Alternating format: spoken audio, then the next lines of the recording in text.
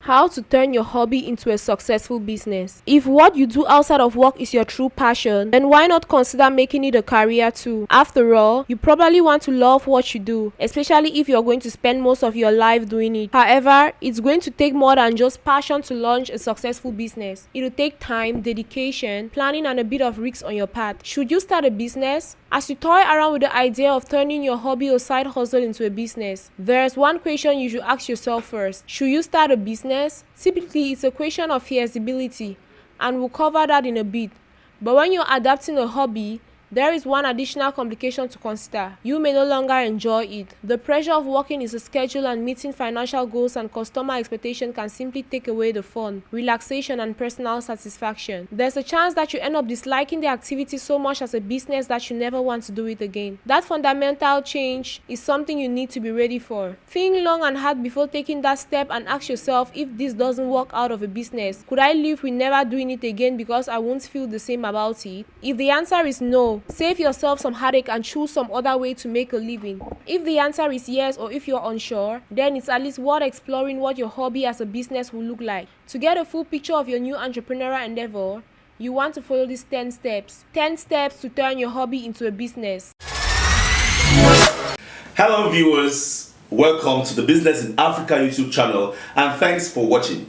If you're new here, consider subscribing and also turn on notification so you don't miss any of our subsequent videos. We always love to produce videos that add value to the Business in Africa community. So if you have any suggested videos that you would love us to produce, drop it in the comment section below so we can do that video just for you.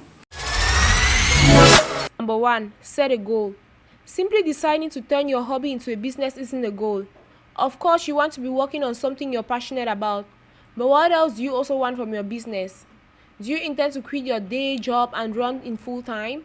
Are you just looking for a side hustle? Do you simply want a challenge or even just freedom to make things your own way? Ask yourself these questions and determine outside of passion what you expect to get out of opening your own business. Having your reason clearly outlined can help you stay the course and remember why you decided to become an entrepreneur in the first place.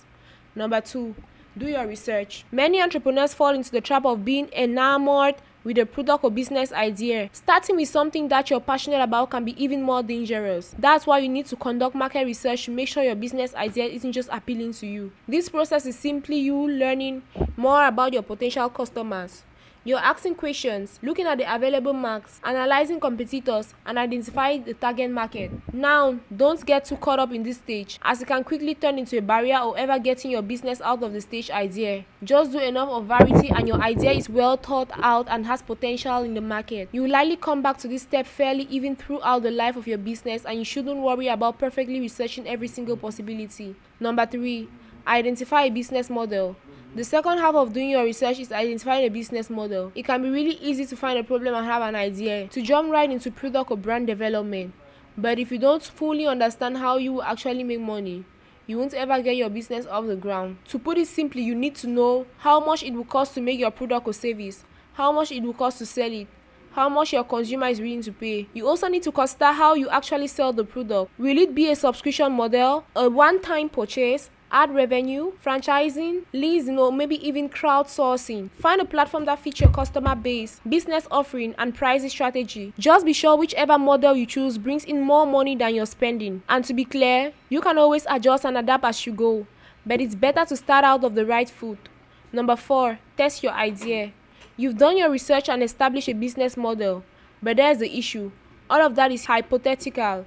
You think there's an opportunity, you think you know your ideal customer and how to sell to them, but you aren't sure. So before you go full steam ahead, you want to validate your idea. You've done a bit of this already when asking potential customers questions, but this is where to test if they actually will buy it. Some ways to do this include releasing a coming soon landing page, taking pre-orders, selling a limited run, running a crowdfunding campaign, and even running digital. There are plenty of ways to test, and your method really depends on your business model. Now, the key to successfully validate your idea is to set out which matrix of success in mind, whether it's a number of newsletter signed groups, pre-order amount, or conventional on ads. You need to know how much represents success.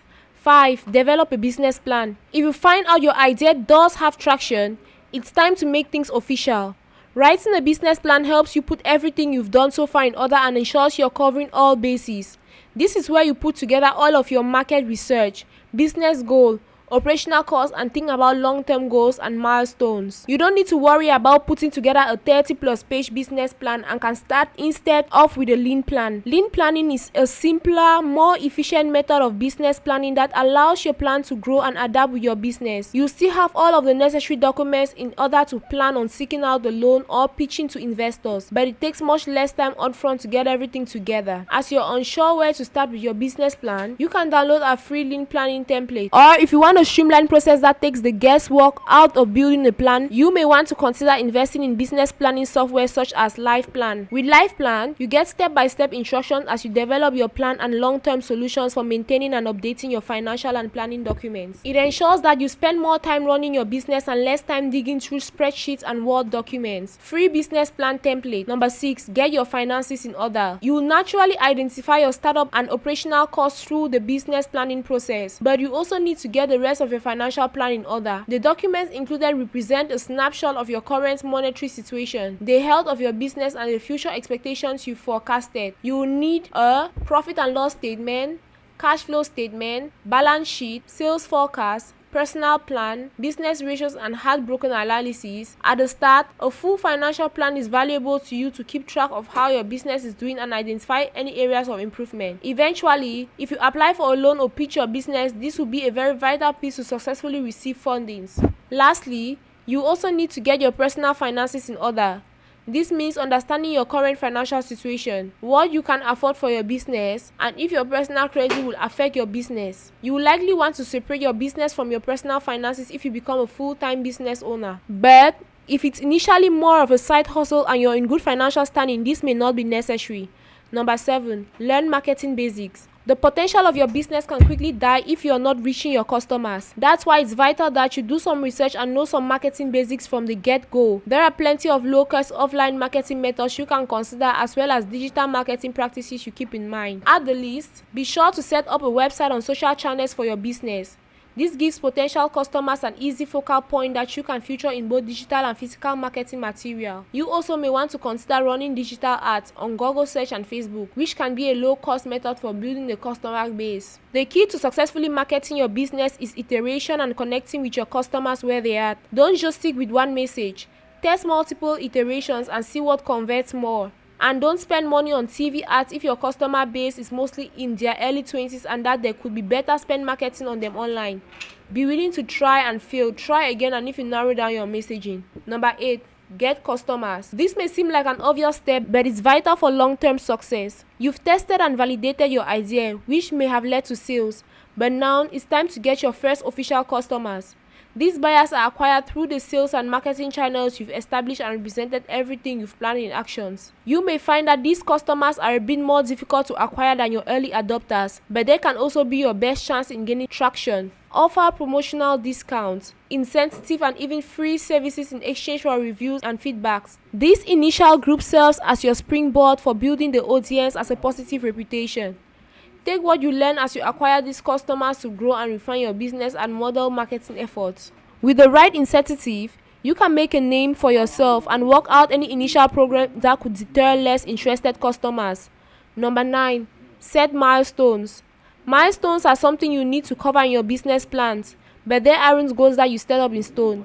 Instead, they should evolve as you operate your business, see results, and adjust your trajectory accordingly. While you likely set milestones to get your business up and running, these later goals should be what you intend to achieve long term.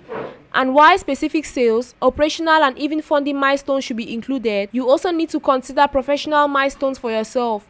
You did turn your hobby into a business after all, and you may not be working on your startup full time. So you should set goals around how long you need to stay at your current job, or how much personal debt you need to pay off in order to invest in your business full time.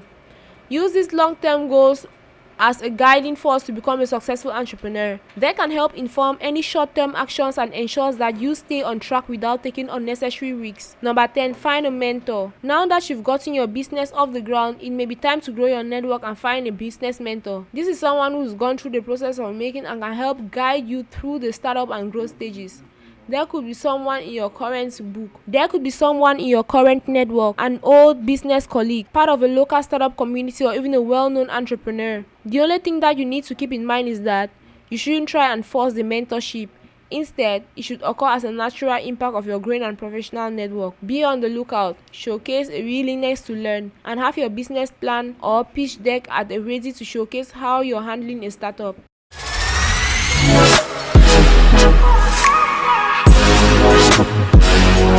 Hope you enjoyed that video, and if you did, hit on the like button and also make sure you share. And don't forget to hit on the subscribe button and turn on notification as well, so that each time we upload a new video, you'll be the first to know. And before you go, make sure you drop us a comment with any suggested topics you want us to cover in our subsequent videos. Thanks for watching, and I'll see you in our next video.